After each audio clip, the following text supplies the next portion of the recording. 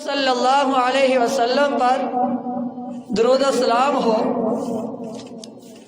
قبل جمعے کو آپ حضرات کے سامنے گفتگو ہوئی تھی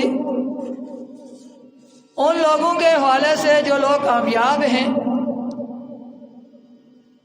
جو صحیح اعمال کرتے ہیں، قرآن و سنت پر چلنے والے اعمال کرتے ہیں، رب العالمین کے قانون پر چلتے ہیں، نبی کریم صلی اللہ علیہ وسلم کے قانون پر چلتے ہیں اور وہ کامیاب ہو جاتے ہیں، ان کے حوالے سے بات کی تھی۔ تو آج انشاءاللہ آج کا موضوع ہے 7 ہلاک کر دینے والے گناہ۔ اس سے پہلے چند آیات اسی موضوع کے حوالے سے ہیں جو قبل جمعے کو رہ گئی تھی۔ اس کے بعد انشاءاللہ آپ حضرات کے سامنے وہ گناہ رکھوں گا کہ جن کی وجہ سے انسان ہلاک ہو جاتا ہے، تباہ و برباد ہو جاتا ہے، دنیا بھی اللہ تعالی تباہ کر دیتا ہے اور آخرت بھی تباہ کر دیتا ہے۔ والذین یقولون ربنا اصرف عنا عذاب جہنم، اور وہ لوگ جو کہتے ہیں اے ہمارے رب جہنم کے عذاب کو ہم سے دور رکھ، ان عذابها کان غراما، کیونکہ جہنم کا جو عذاب ہے یہ چمٹ جانے والا ہے، بہت زیادہ تکلیف دہ ہے، بہت زیادہ دکھ دینے والا ہے، بہت زیادہ عذاب دینے والا ہے۔ انہا ساءت مستقرا و مقاما، اور جو جہنم کی جگہ ہے رہنے کے لحاظ سے، ٹھہرنے کے لحاظ سے، وساءت انتہائی بری جگہ ہے، انہا ساءت بہت بری جگہ ہے۔ تو جب بندہ رب العالمین کے سامنے اللہ تعالیٰ سے دعا کرتا ہے، جہنم سے پناہ مانگتا ہے، اللہ تعالیٰ اسے جہنم سے پناہ دے دیتا ہے اور جہنم سے دور کر دیتا ہے۔ آگے فرمایا من سأل اللہ الجنت 3 مرات،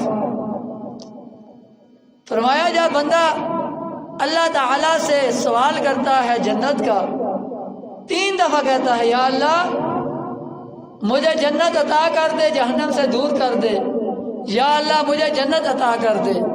من سأل اللہ الجنت، وہ سوال کرتا ہے جنت کا 3 مرات، 3 مرتبہ۔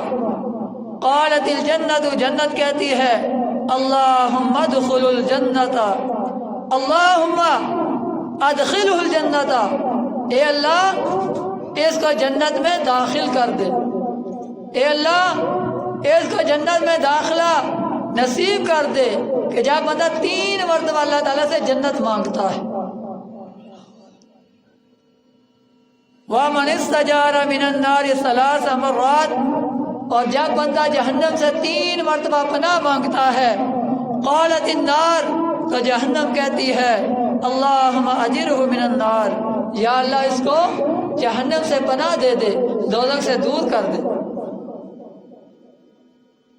اب ہم مسجد کے اندر آتے ہیں نماز پڑھنے کے لیے، نماز جمعہ ادا کرتے ہیں، 5 وقت نماز ادا کرتے ہیں، قرآن جی کی تلاوت کرتے ہیں، تو یہ کیا ہے؟ یہ جنت مانگ رہے ہیں اللہ تعالیٰ سے اور جہنم سے پناہ مانگ رہے ہیں۔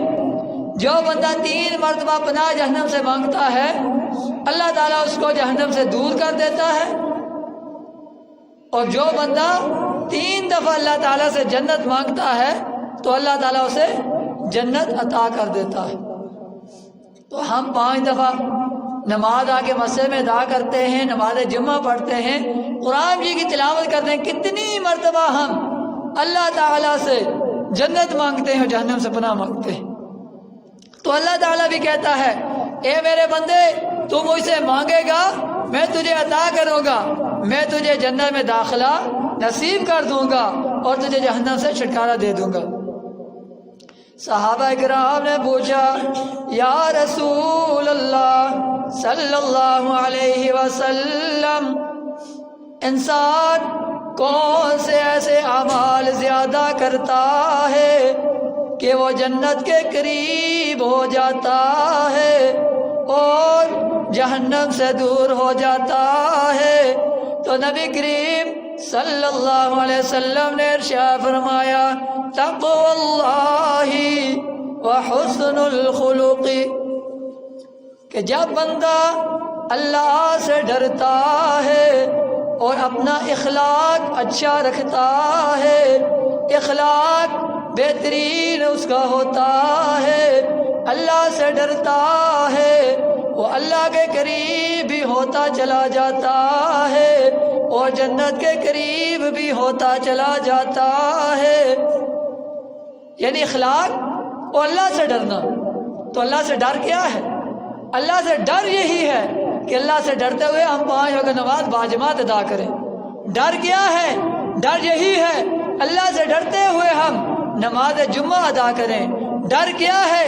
ڈر یہی ہے کہ اللہ تعالیٰ سے ڈرتے ہوئے ہم مسجد کو آباد کریں۔ ڈر کیا ہے؟ ڈر یہی ہے اللہ سے ڈرتے ہوئے ہم حقوق اللہ، حقوق العباد کا خیال رکھیں۔ ڈر کیا ہے؟ ڈر یہی ہے کہ ہم اللہ سے ڈرتے ہوئے قرآن مجید کی تلاوت کریں۔ یہ ہے تقوی اللہ، اللہ کا ڈر، وحسن خلقی، اور اچھا اخلاق۔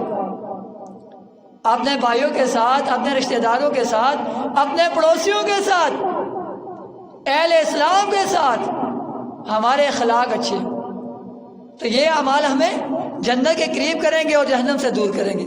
اب آئیے جو آج کا موضوع ہے، نبی کریم صلی اللہ علیہ وسلم نے ارشاد فرمایا اجتنبوا السبع الموبقات، 7 ہلاک کرنے والے گناہوں سے بچیے۔ ویسے تو جتنے بھی گناہ ہیں وہ انسان کے لیے خسارہ ہے، نقصان ہے، اور وہ جہنم کے اندر جانے کا ذریعہ ہے، اس سے ہمیں بچنا چاہیے، ہر قسم کے گناہ سے ہمیں بچنا چاہیے۔ لیکن خاص کر جو نبی کریم صلی اللہ علیہ وسلم نے اس حدیث کے اندر 7 گناہ بیان کیے ہیں، خطرناک قسم کے گناہ، جیسے بندہ ہلاک ہو جاتا ہے، تباہ ہو جاتا ہے، دنیا بھی تباہ اور آخرت بھی تباہ، وہ گناہ کون سے ہیں؟ فرمایا اجتنبوا سبع الموبقات۔ نبی کریم صلی اللہ علیہ وسلم نے ارشاد فرمایا کہ 7 ہلاک کرنے والے گناہوں سے بچیے۔ وما ہن یا رسول اللہ، صحابہ کرام نے پوچھا وما ہن یا رسول اللہ، یا رسول اللہ وہ 7 گناہ کون سے ہیں؟ فرمایا الشرک باللہ، سب سے پہلا گناہ ہے شرک کرنا۔ آپ حضرات کے سامنے یہ جو گناہ ابھی میں اس حدیث کے اندر بیان کروں گا، ان کے موضوع میں نے بیان کیے ہیں، وہ بات مختصر کروں گا، البتہ جو 7 گناہ ہیں وہ آپ کے سامنے رکھنے ہیں۔ صحابہ کرام نے پوچھا یا رسول اللہ وہ کون سے 7 گناہ ہیں جو بندے کو ہلاک کر دیتے ہیں؟ میرے نبی نے فرمایا سنیے، سب سے پہلا گناہ ہے الشرک باللہ، اللہ کے ساتھ شرک کرنا، اور دوسرا گناہ ہے والسحر، اور جادو کرنا۔ اس کی تفصیل بھی آپ کے سامنے میں رکھوں گا ٹائم کی نزاکت کو دیکھتے ہوئے۔ فرمایا والسحر، اور جادو کرنا۔ یا رسول اللہ تیسرا ہلاک کر دینے والا گناہ کون سا ہے؟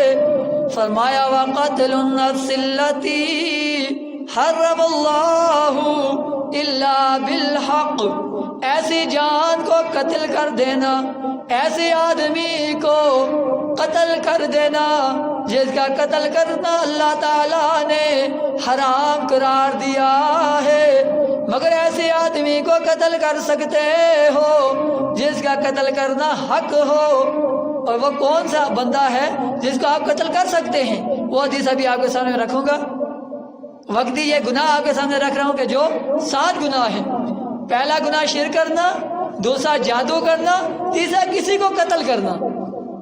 یا رسول اللہ صلی اللہ علیہ وسلم چوتھا گناہ کون سا ہے جو ہلاک کر دینے والا ہے؟ صحابہ کرام پوچھ رہے ہیں، نبی کریم صلی اللہ علیہ وسلم نے فرمایا وَأَكْلُ الرِّبَا، چوتھا گناہ ہے سود کھانا۔ یا رسول اللہ پانچواں گناہ کون سا ہے؟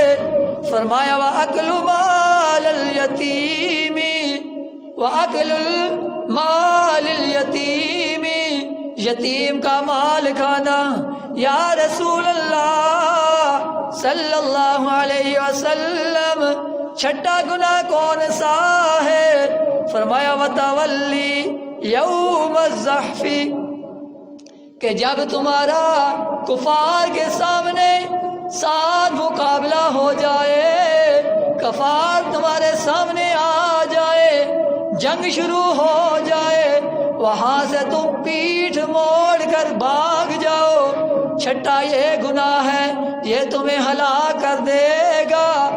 جب یہ حال کرنے کے لیے بندہ نکلے، کفار سامنے ان سے ڈر کر بھاگ جائے، پیٹھ موڑے، فرمایا یہ بھی ہلاک کر دینے والا گناہ ہے۔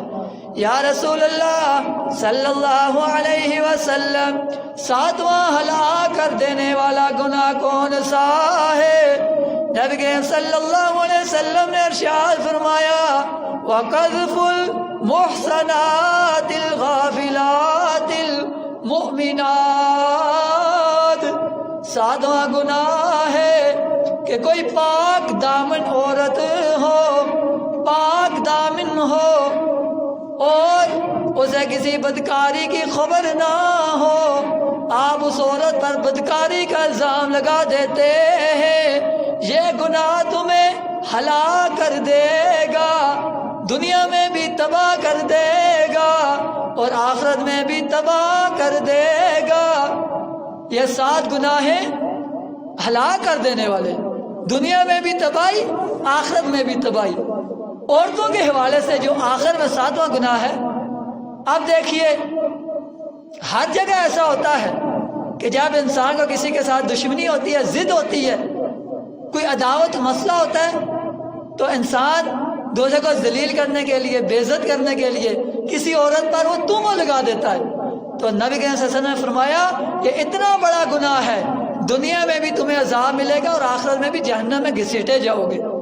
یہ 7 گناہ ہیں تباہ کر دینے والے۔ اب ان کی تفصیل ہے۔ شرک کرنا پہلا گناہ تھا کہ اللہ کے ساتھ شرک کرنا۔ انہ من یشرک باللہ فقد حرم اللہ علیہ الجنۃ ومأواہ النار وما للظالمین من انصار۔ جو بندہ اللہ کے ساتھ شرک کرتا ہے، اللہ تعالیٰ اس پر جنت کو حرام کر دیتا ہے اور اس کا ٹھکانہ جہنم ہے۔ اور آگے فرمایا جو ظالم ہوتے ہیں ان کا کوئی بھی مددگار نہیں ہے۔ وَمَا لِلظَّالِمِينَ مِنْ أَنصَارٍ، ظالموں کا کوئی بھی مددگار نہیں ہے۔ یہ آپ اللہ کے سامنے پہلے بھی میں نے بیان کیا ہے کہ جو شرک کرنا ہے یہ اللہ تعالیٰ ہرگز معاف نہیں کرتا۔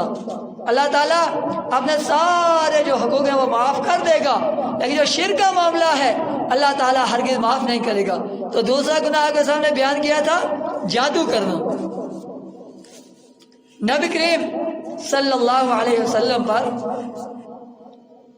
جادو کیا گیا تھا، یہ بخاری شریف کے اندر موجود ہے، ان پر بھی جادو کیا گیا تھا۔ تو جو جادوگر ہیں وہ جادو کیسے سیکھتے ہیں؟ جادو سیکھنے کے لیے، جادو کا عمل قابو کرنے کے لیے انہیں شیطان کو خوش کرنا پڑتا ہے۔ شیطان کو کیسے خوش کرتے ہیں؟ نعوذ باللہ ایسے ایسے اعمال ہیں کہ جو اہل اسلام مومن بندہ مسلمان اپنی زبان سے کہنا اس کے لیے بڑا مشکل ہوتا ہے۔ وہ قرآن کی گستاخی کرتے ہیں، نعوذ باللہ، بے حرمتی کرتے ہیں، اسلام کی بے حرمتی کرتے ہیں، نبی کریم صلی اللہ علیہ وسلم کی بے حرمتی کرتے ہیں، باقاعدہ وہ چلے کاٹتے ہیں قرآن کی گستاخی کرتے ہوئے، دین اسلام کی گستاخی کرتے ہوئے، اور پھر وہ شیطان ان کی مدد کرتا ہے۔ جب شیطان ان کی مدد کرتا ہے، جادو مکمل وہ سیکھ چکتے ہیں، تو جادو کرنے والا بھی کافر ہو جاتا ہے اور جادو جو کرتا ہے وہ بھی کافر ہو جاتا ہے، اور جو جادو سیکھتا ہے مکمل جادوگر بن جاتا ہے، وہ بے شک اللہ تعالیٰ سے معافی مانگے سے معافی نہیں ملتی، کیونکہ اس کا جو چلہ ہوتا ہے اس کے اندر اس نے مکمل شیطان سے مدد مانگنی ہوتی ہے، قرآن جی کی گستاخی کرنی ہوتی ہے، دین اسلام کی گستاخی کرنی ہوتی ہے، قرآن اور سنت کی مکمل گستاخی کرنی ہوتی ہے، اللہ تعالیٰ کا مکمل انکار کرنا ہوتا ہے، نبی کریم صلی اللہ علیہ وسلم کا مکمل انکار کرنا ہوتا ہے، اور اس کے بعد وہ مکمل کافر ہو جاتا ہے۔ تو فرمایا نبی کریم صلی اللہ علیہ وسلم پر جادو کیا گیا، نبی کریم صلی اللہ علیہ وسلم کوئی کام کرتے ہیں انہیں بھول جاتا ہے، یاد نہیں رہتا کہ میں نے یہ کام کیا ہے یا نہیں کیا۔ تو نبی کریم صلی اللہ علیہ وسلم کافی پریشان ہیں۔ ایک مرتبہ ایسا ہوا کہ دو آدمی آئے، ایک نبی کریم صلی اللہ علیہ وسلم کی سار کی طرف کھڑا ہوا، دوسرا پاؤں کی طرف کھڑا ہوا، انہوں نے آپس میں گفتگو کی، ایک جبرائیل علیہ السلام سے اور ایک میکائیل علیہ السلام سے۔ ایک نے پوچھا کہ ان کو کیا ہوا ہے، تو دوسرے نے کہا ان پر جادو کیا گیا ہے۔ فرمایا کس نے کیا؟ جس نے جادو کیا تھا اس کا نام بھی بتایا۔ تو فرمایا کس چیز میں کیا گیا ہے؟ فرمایا کنگھی کے اندر، اس کے اندر بال ہیں اور وہ کھجور کے گوشوں میں رکھا گیا ہے فلاں کنویں کے اندر۔ تو نبی کریم صلی اللہ علیہ وسلم اس جگہ پر جاتے ہیں، جا کر جب کنویں پر پہنچتے عائشہ رضی اللہ تعالی عنہا سے کہتے ہیں عائشہ مجھے پتہ چل چکا ہے جس نے مجھ پر جادو کیا ہے، مجھے کیا مسئلہ ہے، مجھ پر جادو کیا گیا ہے۔ تو اس کنویں پر پہنچتے ہیں تو دیکھتے ہیں اور کہتے ہیں یا عائشہ کأن ماءها نقاعة الحناء او کأن رؤوس نخلها رؤوس الشیاطین۔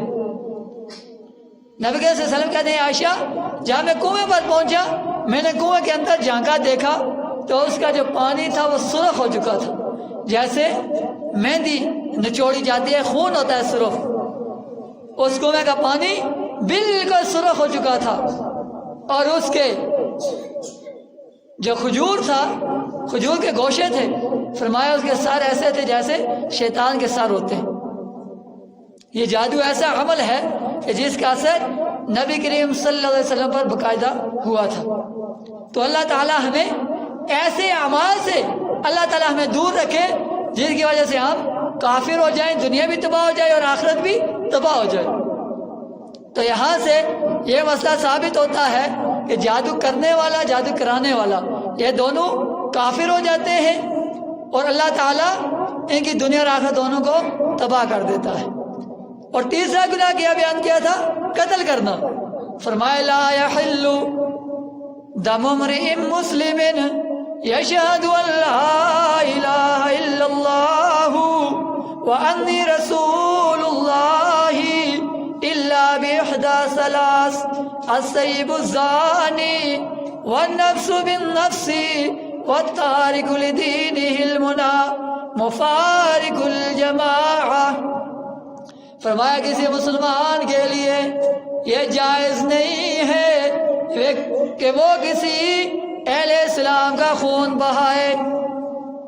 لا یحل دم امرئ مسلم، کسی کے لیے جائز نہیں ہے وہ ایسے آدمی کا خون بہائے جو مسلمان ہو اور وہ گواہی دیتا ہو یشہد ان لا الہ الا اللہ وانی رسول اللہ، کہ جو گواہی دیتا ہو اللہ تعالیٰ کے علاوہ کوئی معبود نہیں ہے اور محمد الرسول اللہ صلی اللہ علیہ وسلم اللہ کے رسول ہیں، اللہ مگر باحدى ثلاث، یہ تین آدمی ان کو آپ قتل کر سکتے ہیں۔ وہ کون سے ہیں؟ نمبر ایک السیب الزانی، شادی شدہ آدمی بدکاری کرے اس کو آپ قتل کر سکتے ہیں، سنسار کا حکم ہے، ایک یہ ہے۔ دوسرا والنفس بالنفس، اگر کوئی کسی کو قتل کرتا ہے اس کو قتل کر دو، یہ دوسرا آدمی ہے۔ ایک شادی شدہ بدکاری کرنے والا اور کا سنسار کرنا، قتل کرنا اللہ تعالیٰ کا حکم ہے، قانون ہے، نبی کریم صلی اللہ علیہ وسلم کی سیرت اور صورت ہے، دوسرا جو کسی کو قتل کرتا ہے اس کے بدلے میں اس کو قتل کر دو، اور تیسرا وَالتَّارِكُ لِدِينِهِ الْمُفَارِقُ لِلْجَمَاعَةِ، جو آدمی اہل اسلام و مسلمان ہو اس کے بعد وہ اہل کفر کے ساتھ مل جائے، اسلام کو چھوڑ دے اور وہ کافر ہو جائے، ان تین آدمیوں کے علاوہ تم کسی کو قتل نہیں کر سکتے، ان تینوں کو قتل کر سکتے ہیں۔ اور یہ جو آپ کے سامنے میں بیان کر رہا ہوں یہ آپ اپنے ذہن میں بٹھائیے، کیونکہ جو جمعے کا بیان ہوتا ہے، خطبہ ہوتا ہے، اور کو سنانے کا مقصد، سننے کا مقصد یہی ہوتا ہے کہ وہ ہمارے ذہن میں بیٹھ جائے تاکہ ہمیں کسی موقع پر وہ کام آ سکے۔ اب چوتھا گناہ بیان کیا تھا سود کا کھانا۔ یہ جو سود کا عمل ہے یہ بہت بڑا گناہ ہے، اللہ تعالیٰ تمام اہل اسلام کو اس سے بچائے۔ نبی کریم صلی اللہ علیہ وسلم نے فرمایا اللہ تعالیٰ نے تم پر تجارت کو حلال کر دیا ہے، سود کو حرام کر دیا ہے۔ سود کا ایک لقمہ جو آدمی کھاتا ہے 70 دفعہ اپنی ماں کے ساتھ بدکاری کرنے سے بڑا جرم ہے سود کھانا۔ سود کیا ہے؟ جب آپ کسی بینک کے اندر پیسے رکھتے ہیں ان کو فکس کرواتے ہیں، 1 لاکھ رکھتے ہیں، 10 لاکھ رکھتے ہیں، کروڑ رکھتے ہیں، اس کا آپ کو منافع ملتا ہے، یہ سود ہے۔ اور آج کا جو موبائل کے اندر آپ 1000 کا بیلنس ختم ہو جاتا ہے، آپ ایڈوانس بیلنس لیتے ہیں، یعنی آپ 20 روپے لیتے ہیں وہ 29 روپے کاٹتے ہیں، 9 روپے سود کے کاٹتے ہیں، یا 20 لیتے ہیں 30 کاٹتے ہیں، 30 لیتے ہیں 40 کاٹتے ہیں، 10 روپے سود کے ہیں۔ اس سے بچیے، اللہ تعالیٰ ہماری حفاظت فرمائے، یہ بھی سود ہے، یعنی یہ بہت بڑا گناہ ہے۔ قرآن مجید کی آیت نے فرمایا یا ایھا الذین آمنوا اتقوا اللہ، اے لوگوں جو ایمان لائے ہو، اتقوا اللہ، اللہ سے ڈرو، وذروا ما بقی، جو باقی سود رہ گیا ہے اسے چھوڑ دو، من الربا، جو باقی سود رہ گیا ہے اسے چھوڑ دو، ان کنتم مؤمنین، اگر تم مومن ہو۔ اے ایمان والو، جو ایمان لائے ہو، اگر تم اللہ تعالیٰ سے ڈرتے ہو، جو آپ کے پاس باقی سود رہ گیا ہے اسے چھوڑ دو۔ فَإِن لَّمْ تَفْعَلُوا فَأْذَنُوا بِحَرْبٍ مِّنَ اللَّهِ،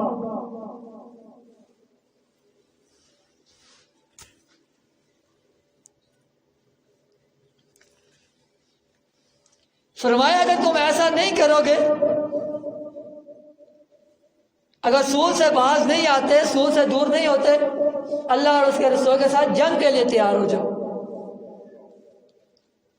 کتنی بڑی خوفناک آیت ہے یہ، اس کے اندر اہل اسلام کے لیے کتنا بڑا جھٹکا ہے، کتنی بڑی تاکید کی گئی ہے، کتنا بڑا خوفناک منظر بیان کیا گیا ہے۔ اگر تم سود سے باز نہیں آتے، اللہ اور اس کے رسول کے ساتھ جنگ کرنے کے لیے تیار ہو جاؤ۔ تو آپ سوچ لیجئے اللہ کے ساتھ، اللہ کے رسول کے ساتھ کون جنگ کر سکتا ہے؟ کسی کے اندر اتنی طاقت ہے، قوت ہے؟ نمرود بھی نکلا تھا اللہ کے ساتھ جنگ کرنے کے لیے، جس کی فوج آسمان کی طرف تیر برساتی تھی، وہ تیر خون آلود ہو کر زمین پر گرتے تھے۔ وہ کہتا ابراہیم علیہ السلام کو کہ میں نے تمہارے خدا کو نعوذ باللہ قتل کر دیا ہے، مار دیا ہے۔ اللہ تعالیٰ نے چھوٹا سا ایک لشکر بھیجا مچھروں کا، انہوں نے اس پورے کے پورے لشکر کو تہس نہس کر دیا، اور ایک جو مچھر تھا نمرود کے ناک میں گھس گیا تھا، اس کے دماغ کے اندر چلا گیا تھا، وہ اس کو تکلیف دیتا تھا۔ اس کا علاج کیا تھا کہ اس کے جو نوکر تھے، ملازم تھے، اس کو پاؤں کے ساتھ جو جوتا تھا اتار کے اس کے سر میں مارتے تھے، اسے آرام ملتا تھا۔ اور سود کھانے والوں کے لیے اللہ تعالیٰ کیا کہتا ہے؟ جنگ کا اعلان کرتا ہے۔ تو اللہ تعالیٰ ہمیں ان گناہوں سے بچنے کی توفیق عطا فرمائے۔ اور 5واں گناہ ہے یتیم کا مال کھانا۔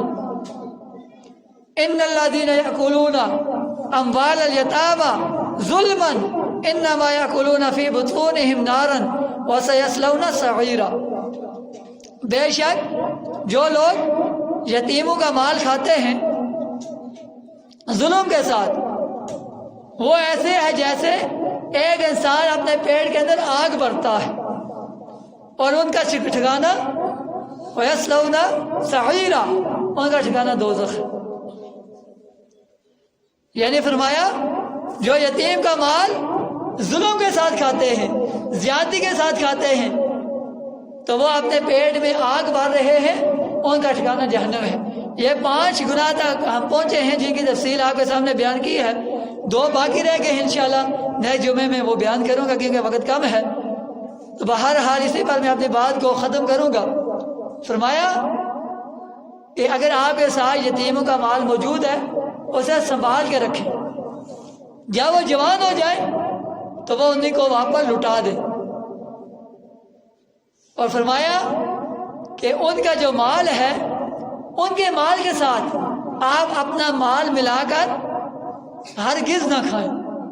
دوسرا میں فرمایا کہ جو یتیموں کا مال ہے ان سے آپ اچھی چیز لے کر، یہ قرآن کی آیت کا ترجمہ ہے، ان سے آپ اچھی چیز لے کر ان کو گھٹیا چیز نہ دیں۔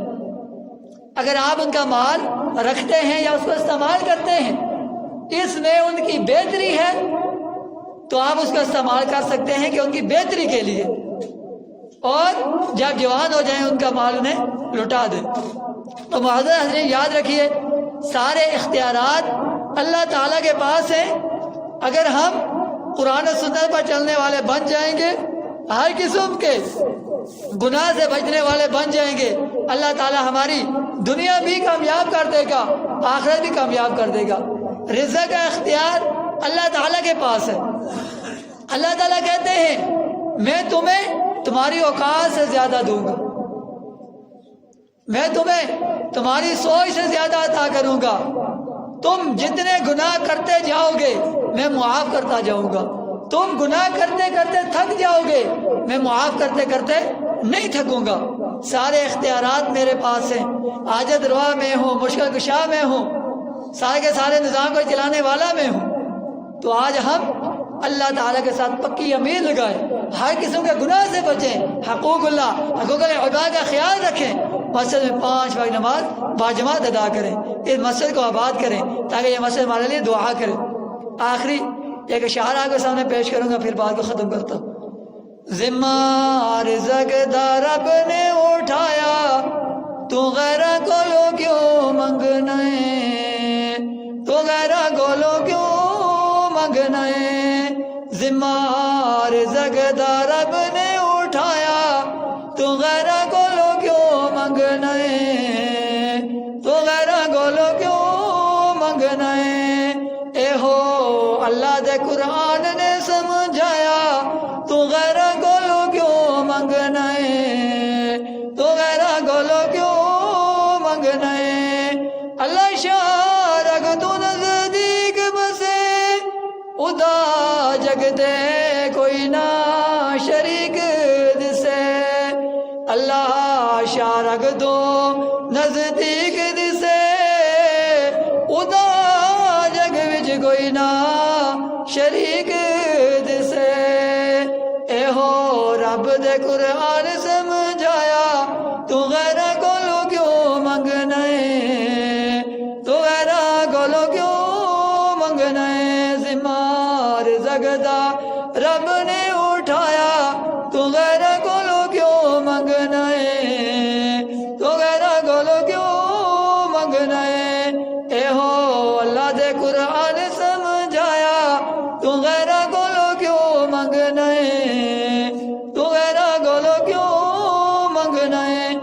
اللہ تعالیٰ کہتا ہے تو غیروں سے نہ مانگ، تو مجھ سے مانگ، میں تجھے عطا کروں گا، تیری ہر مشکل دور کر دوں گا، تیری ساری ٹینشنیں دور کر دوں گا۔ کب اللہ تعالیٰ دور کرے گا؟ جب ہم ان گناہوں سے بچیں گے، اپنے آپ کو گناہ سے دور رکھیں گے، قرآن و سنت پر چلیں گے، نماز پابندی سے ادا کریں گے، اس مسجد کو آباد کریں گے۔ یہ مسجد ہمارے لیے دعا کرے گی۔ اللہ تعالیٰ سے دعا ہے جو کوئی بیان کیا گیا، سنا گیا، سنایا گیا، اللہ تعالیٰ ہمیں اس پر عمل کرنے کی توفیق عطا فرمائے۔ سننے کے اندر، سنانے کے اندر جتنی کمی پیشی غلطی کتائی ہوئی ہے اللہ تعالیٰ ہمیں معاف فرمائے۔